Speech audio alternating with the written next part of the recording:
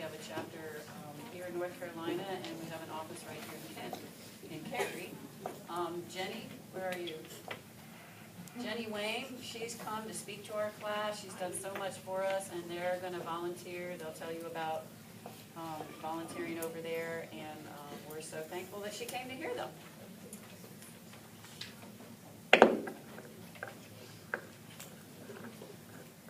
There are some things that no doubt are fake, like unicorns, Santa, and dragons. Wait, what?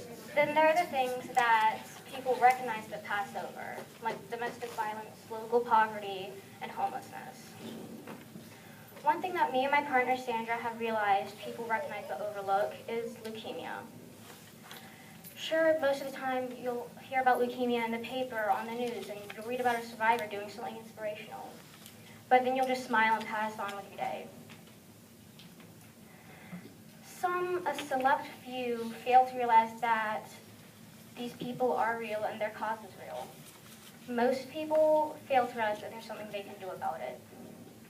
Now I know what you're thinking. We hear about this cancer stuff all the time.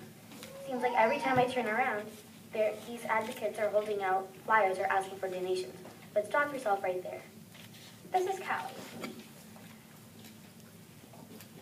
Callie was diagnosed with acute lymphoblastic leukemia at age 2 after her parents brought her in for trouble walking. Fortunately, after 1 month of intense chemotherapy, Callie is in remission and doing well. And while Callie is winning her fights, there are many more people, children, who have lost theirs. In the 1960s, only 5% of people with acute lymphoblastic leukemia survived. Now, there are 85% who survive in 5 years. But what about that other 15%? Before we start, however, do you actually know what leukemia is? First of all, there are many types of leukemia, although lymphoblastic leukemia is the most common.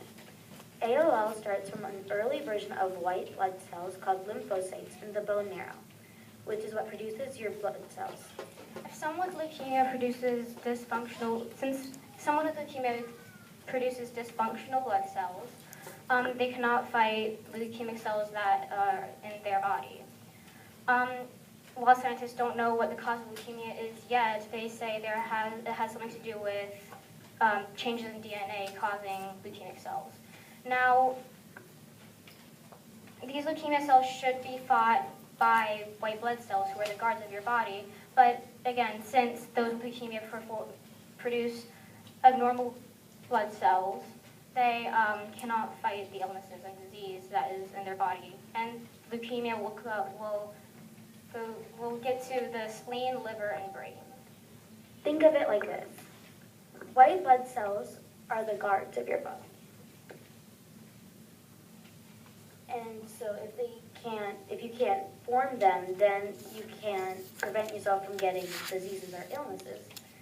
The red blood cells are what transports your oxygen and carbon dioxide to the different parts of your body. And so if you can't create those, you'll get tired really quickly because you can't get as much oxygen. Your platelet cells, are what clots your blood. So if you scrape your knee and you can't create those cells, you'll keep bleeding. So scientists and doctors have found a way to treat leukemia, but haven't found a cure. The main treatment for leukemia is chemotherapy, which is a type of treatment that includes a medication or combination of medications to treat cancer. The goal of chemotherapy is to stop or slow the growth of cancer cells. While chemotherapy kills cancer cells, it also kills some healthy cells, such as which causes hair loss, also known as alopecia. You may be wondering at this point, well, what can we do about this? And our answer to you is anything. It doesn't have to be big. You don't even have to donate money. By volunteering for organizations such as the Leukemia and Lymphoma Society, you're volunteering your time.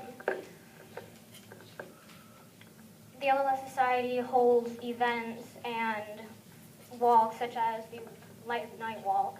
And if you find money more convenient, then there's is no minimum or maximum. Even $5 will help. The possibilities are endless. And we ourselves would also like to thank Jenny Wayne, who has supported us and helped us with our advocacy so much. And if you ever want to advocate for leukemia awareness yourself, then she would be a good contact. While leukemia is mentioned once in a while, it's not mentioned enough. And it's important to know that it matters, not only to us, but to everyone who's lost a loved one or who has survived leukemia. You alone can do so much, but more can be accomplished if we unite and fight the threat of leukemia together. Thank you.